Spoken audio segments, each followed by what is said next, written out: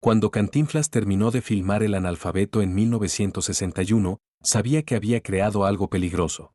No era una comedia cualquiera, era una bomba, una película tan cruda, tan honesta, tan devastadora en su crítica al sistema educativo mexicano que el gobierno hizo todo lo posible por enterrarla. Pero lo que nadie esperaba era que Cantinflas hubiera filmado una segunda versión, una versión secreta. Una versión tan explosiva que permaneció oculta durante 32 años y que, cuando finalmente fue descubierta. Bueno, eso cambió la historia del cine mexicano para siempre. Enero de 1961, Cantinflas estaba en su estudio casero, rodeado de papeles, guiones rechazados, cigarrillos a medio fumar. Llevaba 3 semanas intentando escribir su siguiente película. Su productor, Santiago Reachi, entró con 2 cafés. Mario, los estudios están presionando. Necesitan el guión. Necesitan saber de qué va a tratar la próxima. Cantinflas no levantó la vista. Ya sé de qué va a tratar. Y es sobre el analfabetismo en México. Santiago casi escupe el café. ¿Qué? Lo que escuchaste, una película sobre un hombre que no sabe leer ni escribir. Sobre cómo el sistema educativo mexicano ha fallado a millones de personas. Sobre cómo el gobierno presume progreso mientras el 60% del país sigue siendo analfabeta. Santiago se sentó lentamente. Mario, eso es político, muy político. Los estudios no van a aprobar algo así. El gobierno no va a permitirlo. Por eso lo vamos a hacer. ¿Estás loco? ¿Te van a censurar o algo peor? Cantinflas finalmente levantó la vista. Sus ojos tenían esa mirada. Esa mirada que Santiago conocía bien, la mirada que significaba que no había forma de hacerlo cambiar de opinión. Santiago, ¿sabes cuántas cartas recibo cada semana? No sé, cientos. Miles. ¿Y sabes qué dicen la mayoría? Cantinflas, mi padre nunca aprendió a leer. Se avergüenza. Se siente menos que humano. Oh, Cantinflas, mi madre tiene 50 años y no sabe escribir su nombre. Llora cuando tiene que firmar con una X. Se levantó y caminó hacia la ventana. Tenemos un país donde millones de personas viven en la sombra del analfabetismo, donde no pueden conseguir trabajo porque no saben leer, donde los estafan porque no pueden leer contratos, donde viven con vergüenza, con humillación, con la sensación de ser invisibles. Se volteó hacia Santiago. Y el gobierno hace como que no existe. Construyen monumentos, organizan desfiles, presumen el milagro mexicano, mientras millones de mexicanos no pueden leer un periódico. Entiendo tu pasión, Mario, pero esto puede destruir tu carrera. Mi carrera no vale nada si no la uso para algo que realmente importa. Santiago suspiró. Conocía esa terquedad. Había trabajado con Cantinflas los suficientes años como para saber que cuando tomaba una decisión no había vuelta atrás. Está bien, hagámoslo. Pero tiene que ser inteligente, tiene que ser Cantinflas, comedia con mensaje, no un sermón. Exacto. Vamos a hacerlos reír tanto que no se den cuenta de que estamos llorando por dentro. Pasaron 2 meses escribiendo el guión. La historia era simple, pero devastadora. Inocencio, un hombre adulto que nunca aprendió a leer, llega a la ciudad buscando trabajo. Enfrenta humillación tras humillación. Es engañado, robado, ridiculizado, todo porque no puede leer. Pero en lugar de ser deprimente, el guión era hilarante. Las situaciones absurdas del analfabetismo se convertían en comedia física brillante. Cantinflas haría lo que mejor sabía hacer reír mientras partía corazones. Presentaron el guión a los estudios en marzo. La respuesta fue inmediata. No, no, preguntó Santiago incrédulo. Ni siquiera van a leerlo completo. El ejecutivo del estudio, un hombre llamado Ernesto Alonso, cerró el guión. No necesito leerlo completo. Ya sé de qué va. Y les voy a decir algo, esto no se va a hacer. No en este estudio, no en ningún estudio en México. ¿Por qué? Exigió Cantinflas. Porque el gobierno nos llamó. Nos dijeron muy claramente que cualquier película que difame el progreso educativo de México no recibirá permisos de filmación y sin permisos no hay película. Eso es censura. Llámalo como quieras. Es la realidad. Cantinflas respiró hondo. ¿Y si lo hacemos independientes, sin estudio, con mi propio dinero? Alonso sonrió con condescendencia. ¿Con tu propio dinero? Mario, una película cuesta $500,000. ¿Tienes $500,000 guardados? Los conseguiré. Pero te advierto, aunque la hagas, ningún cine la exhibirá. El gobierno controla las licencias de exhibición. Una sola palabra de ellos y tu película se queda en una lata oxidándose. Salieron del estudio derrotados, pero no vencidos. En el coche de regreso, Santiago preguntó: ¿De verdad tienes $500,000? No. Pero los voy a conseguir. Aunque tenga que vender mi casa, aunque tenga que hipotecarlo todo, esta película se va a hacer. Mario, piensa en Valentina, en tu hijo. Si lo pierdes todo, si no hago esta película, ya lo perdí todo, porque habría perdido mi razón de ser. Llegaron a casa. Valentina lo esperaba en la sala. Con solo mirarlo supo que las noticias no eran buenas. Rechazaron el guión. El gobierno presionó a los estudios. No la quieren hacer. Valentina cerró los ojos.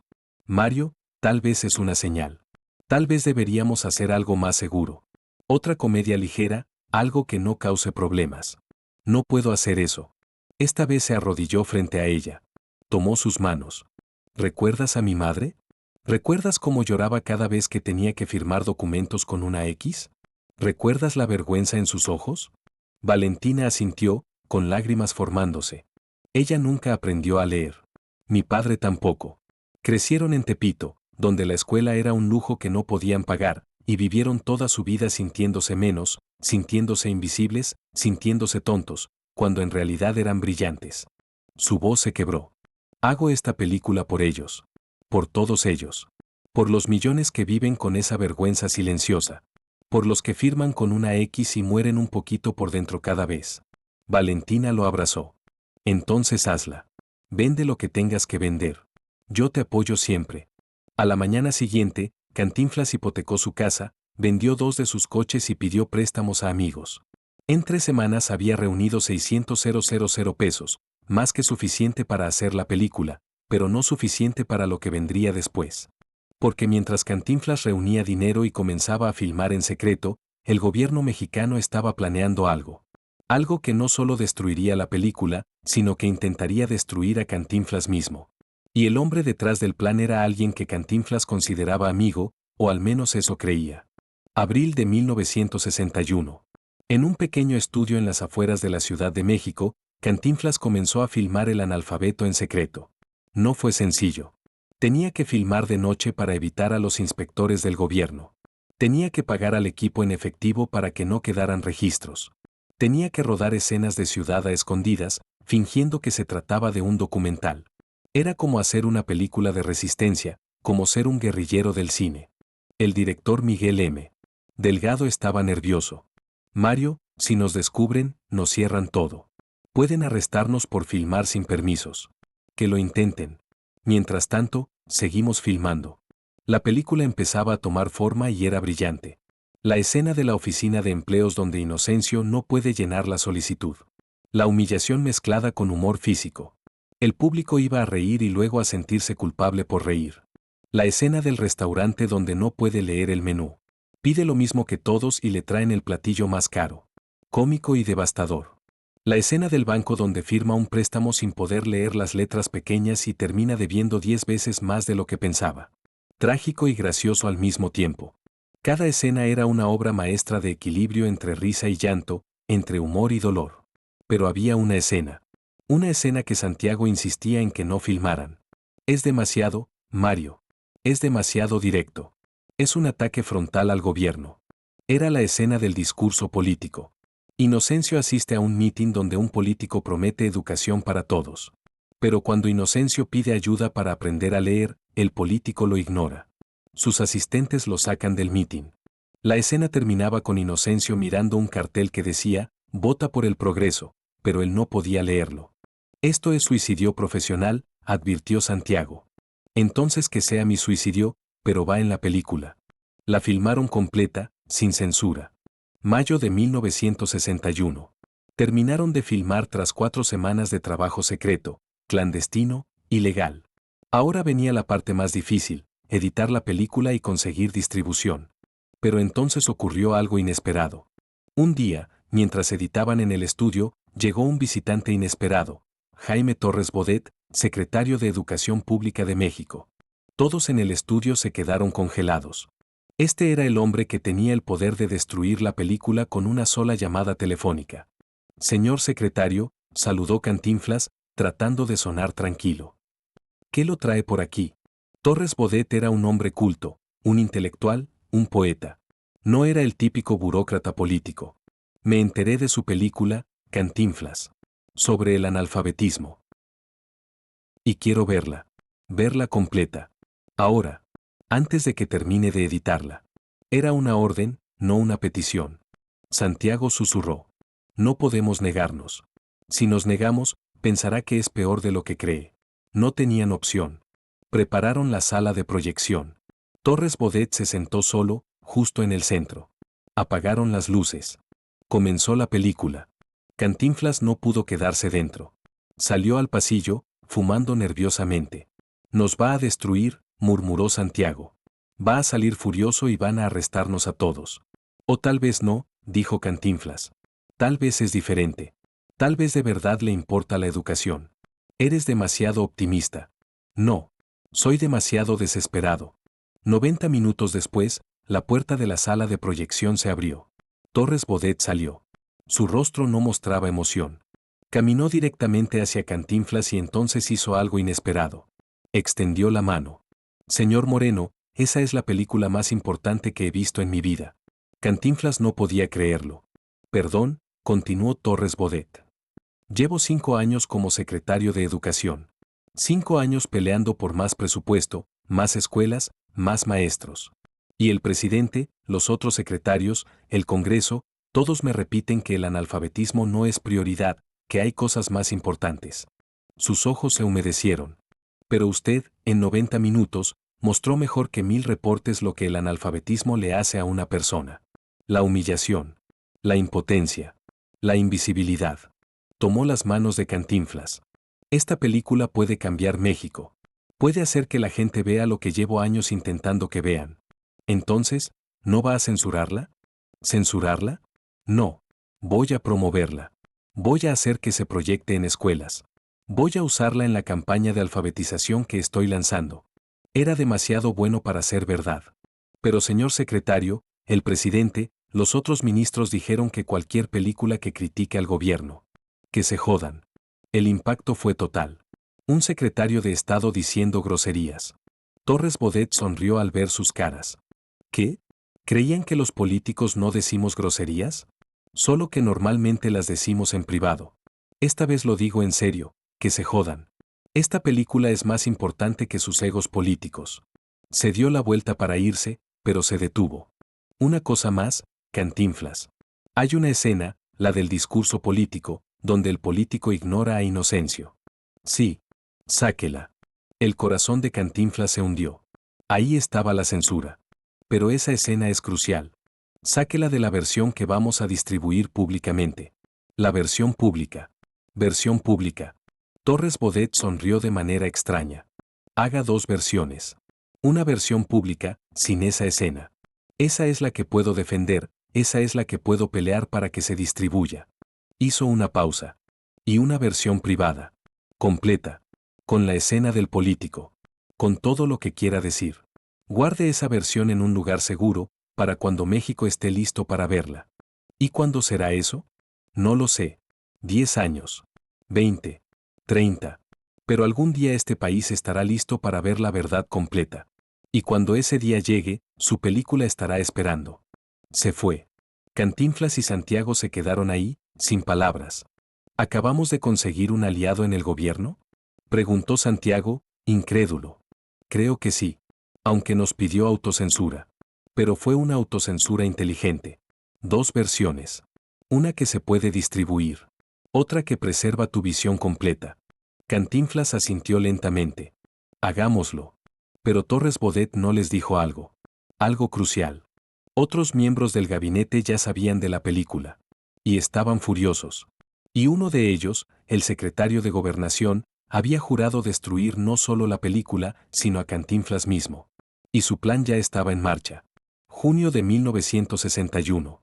Asterisco El analfabeto fue editada en 2 versiones, tal como pidió Torres Bodet. La versión A, para distribución pública, sin la escena del político, más segura. La versión B, completa, sin censura, guardada en la bóveda personal de Cantinflas. Prepararon el estreno para julio. Los cines aceptaron proyectarla gracias al respaldo del secretario de Educación. Todo parecía ir bien. Demasiado bien. Una semana antes del estreno, Cantinflas recibió una llamada a las 3 de la mañana. Bueno, Cantinflas, soy Jaime Torres Bodet. Tenemos un problema. ¿Qué pasó? El secretario de Gobernación, Gustavo Díaz Ordaz, acaba de emitir una orden. Ningún cine puede proyectar tu película. Dice que promueve desorden social y que difama al gobierno. ¿Qué? Pero usted dijo. Lo sé lo que dije. Pero Díaz Ordaz tiene más poder que yo. Y odia tu película. La vio sin mi permiso. Enloqueció. ¿Y ahora qué hacemos? Pelear. Mañana hay reunión de gabinete. Voy a defenderla frente al presidente. Pero necesito que entiendas algo. Díaz Ordaz es vicioso. No pelea limpio. ¿Qué puede hacerme? Todo. Auditorías fiscales. Investigaciones falsas. Arrestos por violaciones inventadas. Ha destruido periodistas, empresarios, a cualquiera que lo desafía. Entonces, ¿estoy en peligro? Sí. Pero tu película también vale ese peligro. ¿Sigues queriendo pelear? Cantinflas miró a Valentina, que se había despertado con la llamada. Ella asintió. Sigo queriendo pelear. Bien. Te llamo después de la reunión. Colgó. La espera fue agonizante. Todo el día siguiente, Cantinflas caminó por su casa como un león enjaulado. A las 7 de la tarde, el teléfono volvió a sonar. ¿Lo logramos? ¿Lo logramos? Parcialmente. Muy parcialmente. El presidente autorizó que la película se proyecte, pero con condiciones. ¿Cuáles? Primero, solo en cines de ciudad, no en zonas rurales. Segundo, con una advertencia al inicio, diciendo que es ficción y que no representa la realidad educativa de México. Tercero, exhibición limitada. Hizo una pausa. Pero hay más. Díaz Ordaz logró algo. Convenció al presidente de que Hacienda te investigue. Van a auditar todos tus impuestos de los últimos 10 años. Pero yo pago mis impuestos. Lo sé. Pero van a buscar cualquier error. Cualquier inconsistencia. Cualquier cosa para multarte o arrestarte. Es acoso legal. ¿Y puedes detener eso? No. Está fuera de mi jurisdicción. Lo siento, Cantinflas. Ganamos la batalla de la película. Pero la guerra apenas comienza. Julio de 1961. Asterisco El analfabeto se estrenó bajo todas esas restricciones, pero aún así ocurrió algo extraordinario. La gente hizo filas que daban la vuelta a la cuadra. Los cines se llenaron por completo. 3 funciones diarias. Todas agotadas. La película se convirtió en un fenómeno inmediato. Los críticos la elogiaron sin reservas. Una obra maestra de comedia con conciencia social. El público reía y lloraba. Cantinflas nos muestra quiénes somos realmente, escribieron algunos. Pero lo más importante fue que algo empezó a moverse. Grupos de alfabetización comenzaron a organizarse en todo el país. Voluntarios se ofrecieron a enseñar a leer de manera gratuita. Iglesias, sindicatos, universidades lanzaron campañas. Asterisco El analfabeto ya no era solo una película. Era un llamado a la acción. Y el gobierno odiaba cada segundo de eso. Díaz Ordaz intensificó su ataque. Auditores de Hacienda llegaron a la casa de Cantinflas con cajas y cajas de documentos. Necesitamos revisar cada recibo, cada contrato, cada transacción de los últimos 10 años. Les tomó 3 semanas completas. Revisaron todo. Buscaron errores. No encontraron nada grave. Nada que pudiera hundirlo. Pero Díaz Ordaz no se rindió. Si no podemos destruirlo legalmente, le dijo a su asistente, lo destruiremos socialmente. Comenzó entonces una campaña de desprestigio. Artículos plantados en periódicos afines al gobierno. Titulares que insinuaban que Cantinflas se estaba enriqueciendo con el analfabetismo. Que la película dividía a México. Que era irresponsable. Luego llegaron las amenazas. Llamadas anónimas a medianoche. Deja de hacer películas políticas o tu familia va a pagar. Cantinflas instaló seguridad en su casa. Contrató guardaespaldas. Vivía con miedo constante. Valentina lloraba por las noches. Mario, esto tiene que parar. Van a matarte. O peor, van a matar a nuestro hijo. No puedo parar ahora. La película está funcionando. La gente está despertando. ¿Y qué vale más? ¿Despertar a México o mantener viva a tu familia? Cantinflas no tuvo respuesta. Agosto de 1961. Después de 5 semanas en cartelera, La película había recaudado 2 millones de pesos. Un éxito rotundo. Y entonces Díaz Ordaz jugó su carta final. Llamó uno por uno a los dueños de los cines. Personalmente, señores, tienen una elección. Pueden seguir proyectando El Analfabeto o pueden seguir teniendo licencias de operación el próximo año. Ustedes deciden. No era una sugerencia. Era una amenaza. Uno por uno, los cines cancelaron la película. Problemas técnicos. Remodelaciones inesperadas. Mantenimiento urgente. Mentiras evidentes, pero efectivas. En una sola semana, El Analfabeto desapareció de todas las pantallas del país. Cantinflas llamó a Torres Bodet. Jaime, ¿viste lo que hizo Díaz Ordaz? Eso es mentira. Lo sé. Pero la verdad deja de importar cuando el poder decide lo contrario. Cantinflas colgó. Derrotado. Esa noche, Santiago llegó a su casa. ¿Qué más podemos hacer? Controlan los cines. Controlan los medios. Controlan todo. Todo. ¿A qué te refieres? No controlan las plazas públicas. No controlan las escuelas. No controlan las iglesias. Mario, ¿qué estás planeando? Vamos a proyectar la película gratis. En plazas, en escuelas, en cualquier lugar donde haya una pared blanca y gente dispuesta a ver. Gratis. Perderás dinero. Y Díaz Ordaz te va a arrestar por proyectar sin permisos. Estás completamente loco. Probablemente. ¿Estás conmigo? Santiago suspiró. Luego sonrió. Siempre estoy contigo, hermano. Aunque sea una locura. Y así comenzó lo que después se conocería como la campaña clandestina. Durante 3 meses, Cantinflas y un pequeño equipo de guerrilleros del cine proyectaron El Analfabeto en secreto por todo México. Pero lo que estaban a punto de descubrir en una pequeña aldea de Oaxaca cambiaría no solo el destino de la película, sino el rumbo de todo el movimiento. Y todo comenzó con una niña de 8 años que no podía leer su propio nombre. Septiembre de 1961. Cantinflas, Santiago y un técnico llamado Pepe recorrían el país en una camioneta vieja, con un proyector portátil y rollos de película escondidos bajo mantas. Era ridículo. Era peligroso. Era necesario. Su método era simple. Llegar a un pueblo, contactar al maestro o al sacerdote local, preguntar si querían ver la película. Si la respuesta era sí, proyectaban al anochecer en la plaza principal o en